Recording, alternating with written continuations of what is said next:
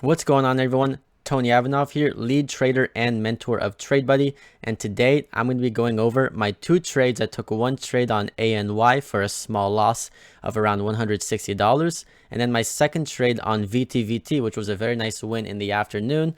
That one totaled around $600, so bringing my day up total up $432.61. So I'm going to break down all of this. I'll break down exactly what I saw in both stocks, why I traded them, and everything in between. So we're going to get right into that in my screen share. But first, I just want to remind you all that we are having a holiday sale for the TradeBuddy chat room and my lifetime penny stock mastery mentorship. So all the information in that is down below. Just check out the links. And yeah, let's just take it right into my screen share and let's break this down.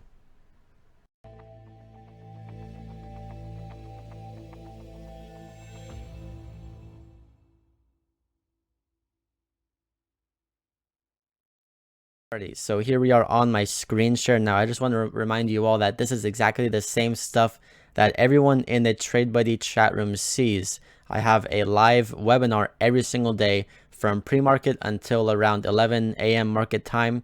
Just, you can hear me commentate, you can hear all my thoughts, and you can see my screens and my scanners. So that's just one more amazing benefit of joining the TradeBuddy community. Now, if you have any questions regarding what brokers I use, what scanners and what platforms I use, there's an FAQ down in the description below, and that should answer all your questions. If you have any more questions, feel free to drop them in the chat or in the comments section, and I'll do my best to answer them. All right, so first off, I want to talk about ANY. Now, if you didn't watch my watch list video I posted this morning, make sure that you go back and watch that as well, because that will give you kind of the thoughts that we had as traders in the morning. I post a watch list video every single day now. That is just a recording of the watch list webinar I do with the TradeBuddy community. All right, so ANY was one on our watch list. This one popped up in the morning, and this one had a pretty nice morning spike from $3 up to $4.18-ish. And I was looking to dip by this one because it looked, pretty strong.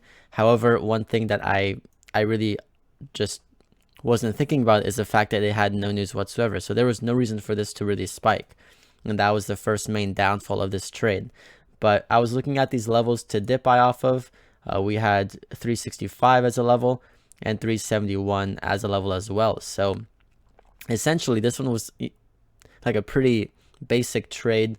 My thesis was that the fact that they could drop it down so fast, they could trap shorts in this area and squeeze it right back up. And my goal was just to sell over $4. So I had an average share size at around $3 and I think 75 cents. So not the best average, but essentially what I was seeing is that this range between 365 and 371 looked like an area of accumulation.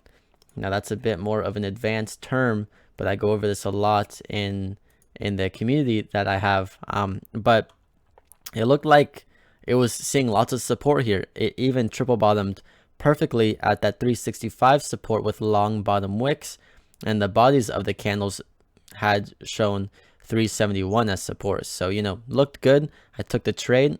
I bought in this area, and on this candle, it looked very, very good.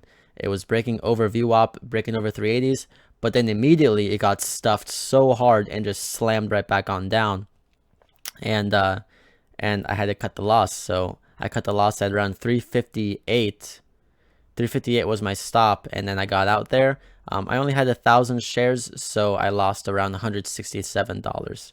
So not the best trade. I mean, the trade itself was fine, like as far as how I traded the chart goes, but as far as not realizing that ANY had no news and the fact that it was likely a chat room pump and dump, I got, trapped on the wrong side. So with that one, I was kind of slowing down my day. I didn't want to be too aggressive. I didn't want to hit my max loss. So then we also had VTVT on the watch list. This one had some news that they had some investors jump into it. So this one had a very nice morning spike. Actually, it was pretty no one really expected it At least I did not expect it. But we had resistance here at 160s, and we can see that in the morning it had this huge ramp up. It went from 135 up to 165, but then it pulled on back and kind of held consolidation here in the 140s, 130s. So right off the bat, what we can say is that, okay, we have a clear high of day resistance at 157, and that's kind of the level that everyone was watching. In pre-market, we had support at 138, as you can see by this horizontal line. So, you know, it was kind of just in this range between 160s and 138. Now, if you wanted to play this one based on the news and based on the fact that it had a very big morning spike, all you have to do is just trade this range. You can buy around this 138, 140 support area with a profit target of 160s, and you can even hold some in case a breakout happens. I didn't do that. I mean, frankly, I didn't trade this all day, way up at like until here, the 261 mark, but we'll get there. So once we had this massive breakout over the 160s, one key thing to understand is that one of the main rules of technical analysis is the fact that previous resistance holds as new support. So the previous resistance was 160. So if we follow that same fact, the new support level after this breakout should be 160. And as we can see, it was.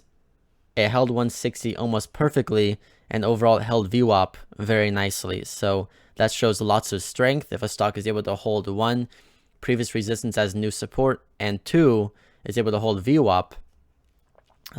One good thing to note is the fact that when this did break out, it had so much volume in it that it raised the volume weighted average price up to that previous resistance level. And that's, you know, that's just like a nice thing to note about why this held so well, because one, we had previous resistance, and two, we had the VWAP there.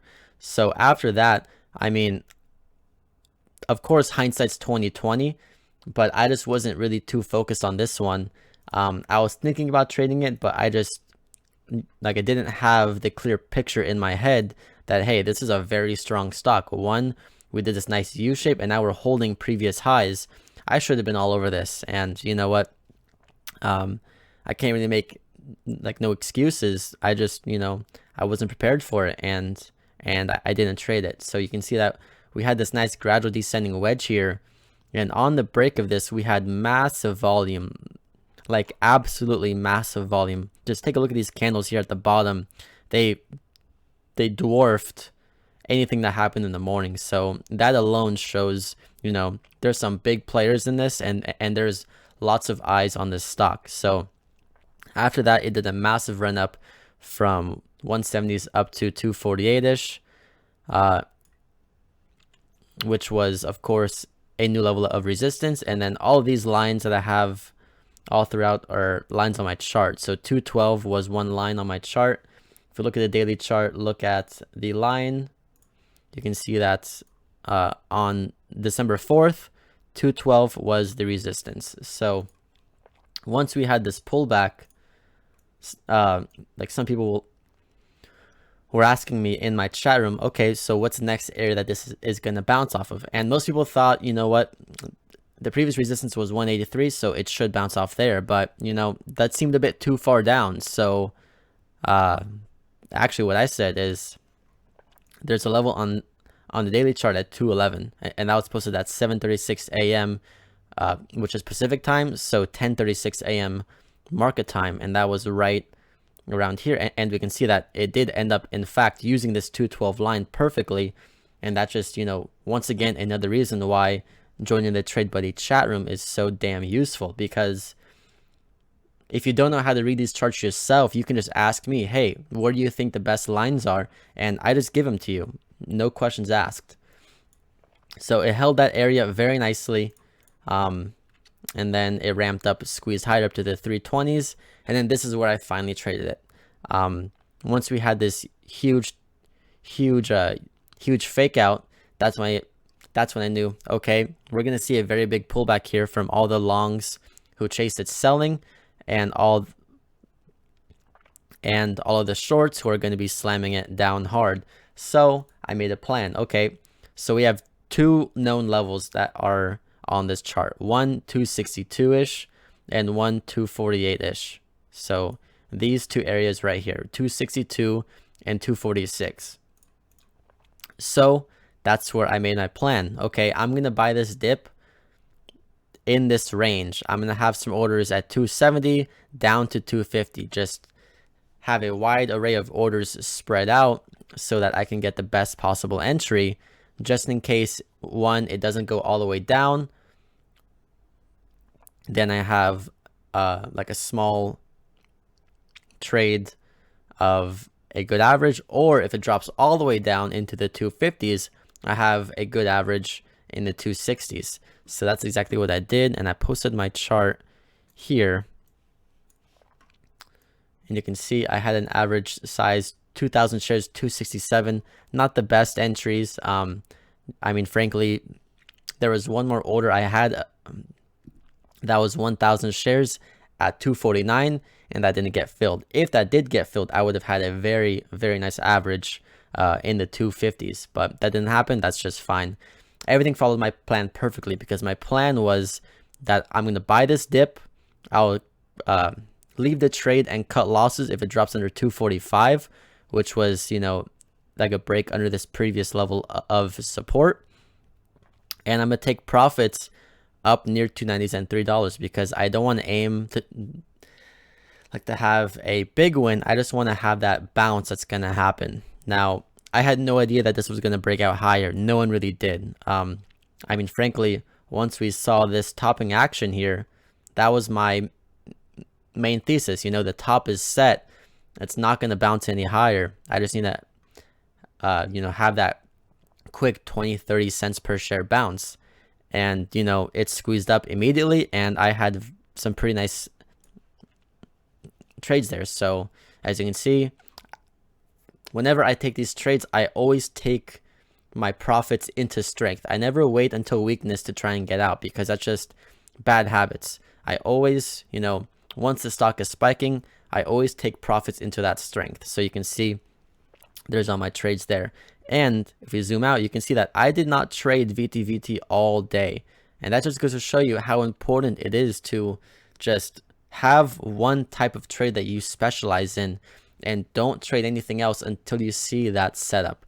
For this one, the setup is the first bounce on the backside using previous levels of resistance as new support. And that's, you know, basically it. So that was my trades, which totaled me up to around $432.61. So very nice trades there.